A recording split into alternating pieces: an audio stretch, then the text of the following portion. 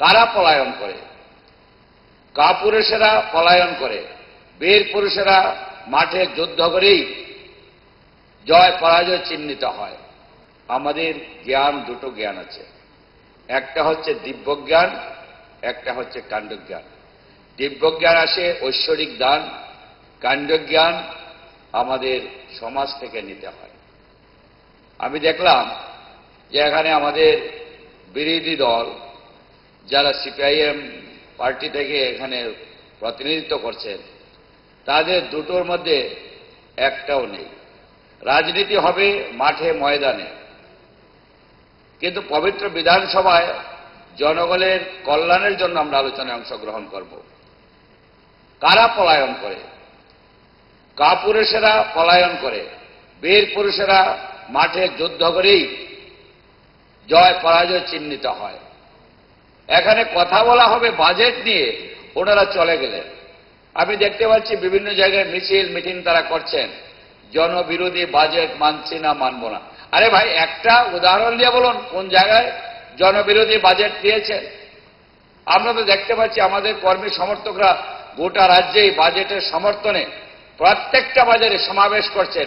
একদম খুঁটিনাটি বিষয়গুলো আমরা এখানে সদস্যরা যেভাবে বিধানসভায় আলোচনা করছি, সেখানে তারা বাজারে বাজারে একদম অন্তিম ব্যক্তি পর্যন্ত পৌঁছে দিয়েছেন যে এবারকার বাজেট আমাদের রাজ্যের মাননীয় মুখ্যমন্ত্রী এবং অর্থমন্ত্রী যেভাবে উপস্থাপনটা করেছেন। তো তাদের মধ্যে এই বিষয়টুকু আমরা লক্ষ্য করতে পারি নাই।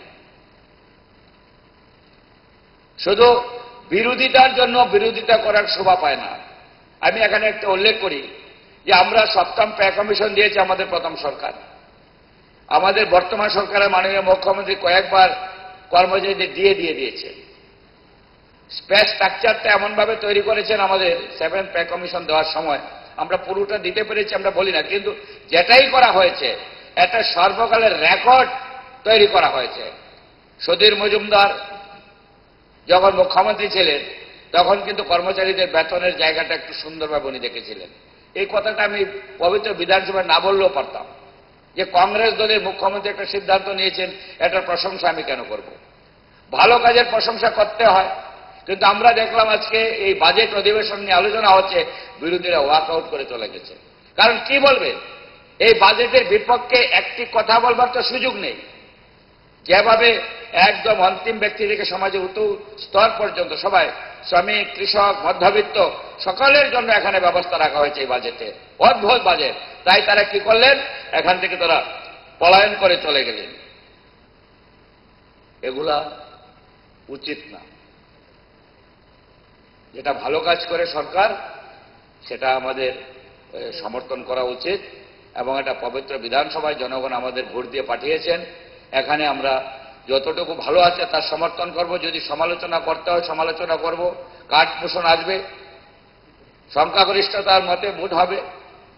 যেটা ভালো সেটা আমাদেরকেও মেনে নিতে হবে। যদি বিরোধী দল এই বাজেটের উপর এমন কোনো পরামর্শ দেন যে এটাকে বাদ দেওয়া উচিত, বাদ দিয়ে একটা নতুন প্রস্তাব এখানে সংযোজন করা উচিত, নিশ্চয়ই এটা করা উচিত। এটা আমরা করব। আমাদের মুখ্যমন্ত্রীকে, আমাদের অর্থমন্ত্রীকে বলবো যে এটা আপনি করুন, আবেদন করতে পারেন। কিন্তু এখান থেকে আমরা চলে যাব, বাইরে গিয়ে আমরা কথা বলবো, এটা উচিত না, এটা করা উচিত না। আমি এখানে আমাদের দেখেছি যে মাননীয় মুখ্যমন্ত্রী আবেদন জানিয়েছে, এই প্রথম কোন মুখ্যমন্ত্রী ওয়াকআউট করে চলে গেলে বিরোধী সদস্যদের আবার সভাতে আসার আমন্ত্রণ জানিয়েছে। এটা নিশ্চয়ই প্রশংসনীয়। আমাদের মুখ্যমন্ত্রী প্রশংসা করতেই হয়। আমরা সবাই বলি আলোচনায় আসুন, অংশগ্রহণ করুন।